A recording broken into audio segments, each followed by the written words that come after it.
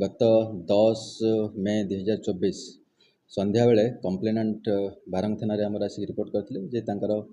Activa dicky भितर से रखी प्राय 7.5 लाख टंका 7.5 लाख टंकार बाकी जिन खर्च करते किसी अन्य भेंडर को पेमेंट कर देते आउ बाकी 4,45,000 टंका थी डिक्की भितर से दिन 12:30 ରୁ 1:30 पर्यंत थे सब रजिस्टर ऑफिस रे जो सब रजिस्टर ऑफिस फेरती डिक्की भंगा हो पैसा चोरी हो संक्रांत में बारंग थाना आमर गोटे केस रजिस्ट्रेशन होता case number 203 under section 379 IPC ताकू बारंग थाना पुलिस एवं यूपीडी कटक स्पेशल स्क्वाड सहायता आम डिटेक्ट कर सक्षम होइछु एते बहुत समय स्वीकार करी स्पेशल स्क्वाड और बारंग थाना पुलिस दिज अक्यूज को गिरफ्त कर ना हला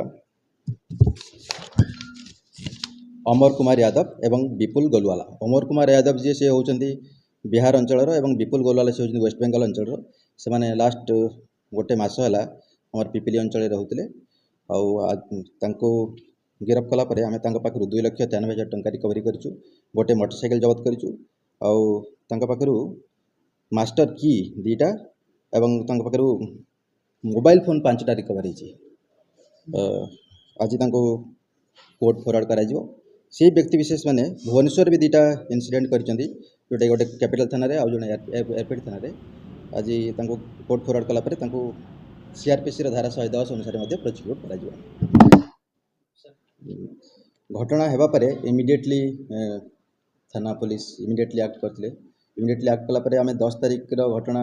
आज की लेस देन 7 डेज डिटेक्ट करने सक्षम होमर पूर्व पुलिसिंग एक्टिविटी जारी रही।